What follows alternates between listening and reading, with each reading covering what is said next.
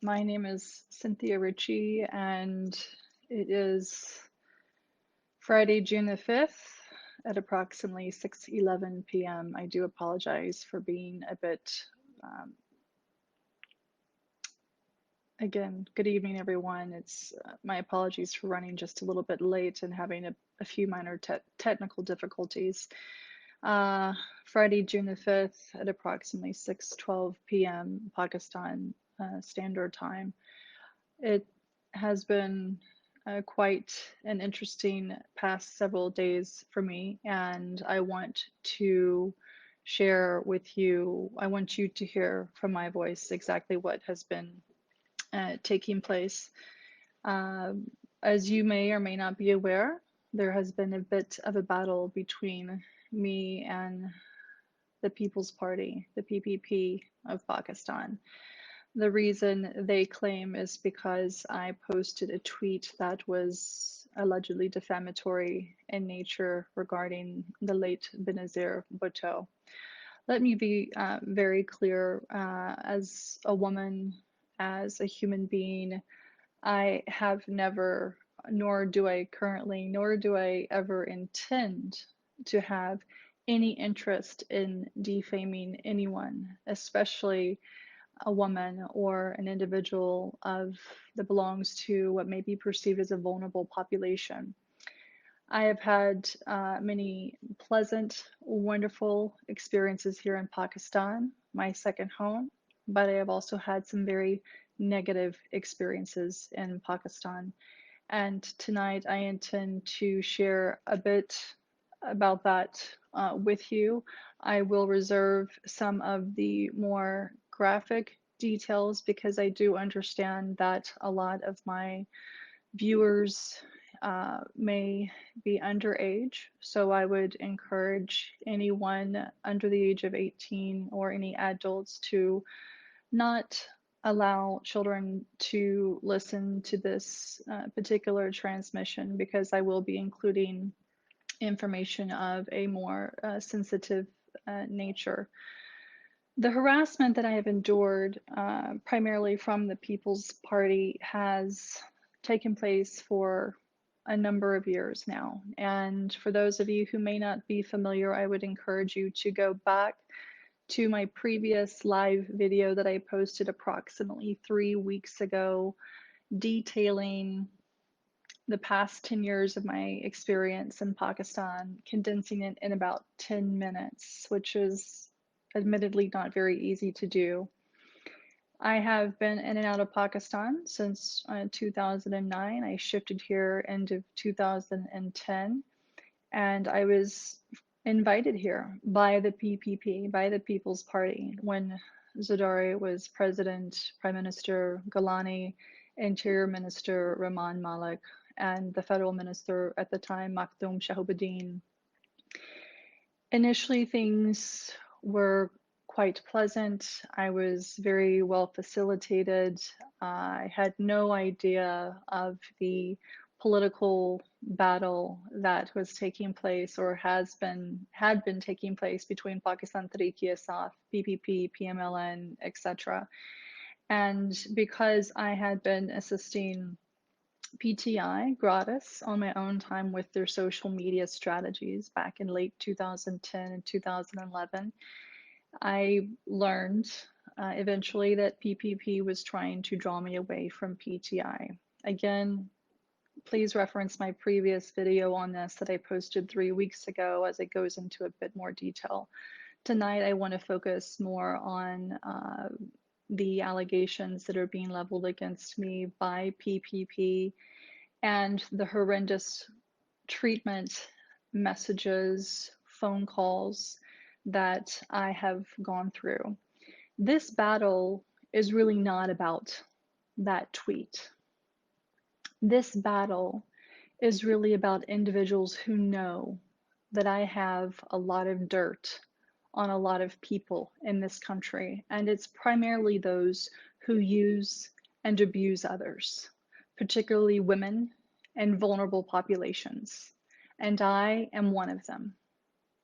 Again, I will not go into graphic detail at this point in time, but Please be assured, everything that I have posted, everything that I have discussed on Twitter, I have evidentiary support of and for. Now, since Friday of last week, I have also filed an FIR, or excuse me, a report with the FIA. I am in direct contact with the Director General, and I have also asked that the previous investigator that PPP filed a report with be replaced, because when I went to meet him with an individual who also happens to be a diplomat, this investigator was neither neutral nor was he reasonably pleasant. He was extraordinarily aggressive with me. So I need for you all to know that I have, in all confidence and in good faith, done my duty as a resident here in Pakistan by following the letter of the law. I will also share with you, as many of you already know on Twitter, I have received countless threats against my life, rape threats, claims that PPP has my father. I have had diplomats listen to several of the most inhumane calls one could ever receive. We have numerous voice recordings, text messages, screenshots, including from those who claim to be PPP supporters from the Kingdom of Saudi Arabia and the United Arab Emirates. And at this point in time, I do wish to express my gratitude to the government of the Kingdom of Saudi Arabia, as well as the UAE, for handling the individuals who have been harassing me from those locations using those numbers in a very timely and efficient manner. I will, at a point in time of my choosing, go into more detail with the media as it relates to who I am. PPP is trying to stir up a lot of controversy, including the former Senator Ms. Sahar, if I'm pronouncing her name correctly. She wrote an open letter to the DGISI, the Foreign Office, etc., which was on apparently stationery that she should not be using. But interestingly enough, all of these individuals who are making or leveling allegations against me have blocked me and refused to engage in conversation with me. If you had nothing to hide, why are you blocking me? Why are these men who claim to be part of the most democratic and forward-thinking party in Pakistan sending me rape messages, dick pictures, ejaculation pictures? Why are these men threatening to rape me? Why are they asking for my location? I'll tell you why. Because in 2011, I was raped by the former Interior Minister, Rehman Malik. That's right. I'll say it again. I was raped by the then Interior Minister, Rehman Malik. I was physically manhandled by the Federal Health Minister, Makhdoom Shahbadin, and the Prime Minister, Yousaf Gillani, while he was staying at the President's house. I will be happy to go into more detail with the appropriate, neutral, investigative journalists. I have already shared this story with a handful of people whom I trust in case, God forbid, something happens. But I want the world to know. For all the young girls out there, for all the women who have been harassed, assaulted by men, for all the boys who have been harassed or assaulted, for those members belonging to the third gender who have been forced into a lifestyle that they don't want, who have been harassed, who have been raped. This is for you. For those who I've met who have not had the privilege that I have, who don't have the voice that I have, this is for you.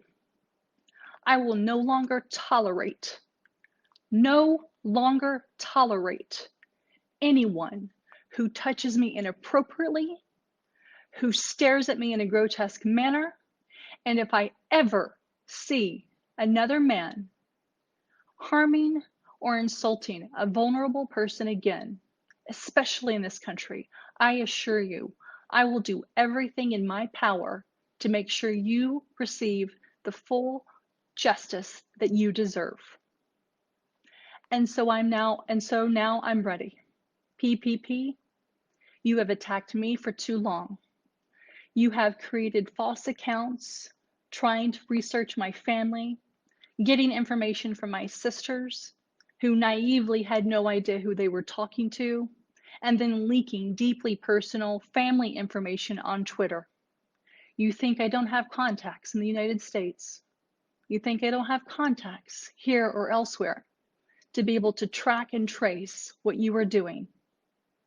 For those who have called me a bitch because I have dared to stand up to you, you haven't seen nothing yet.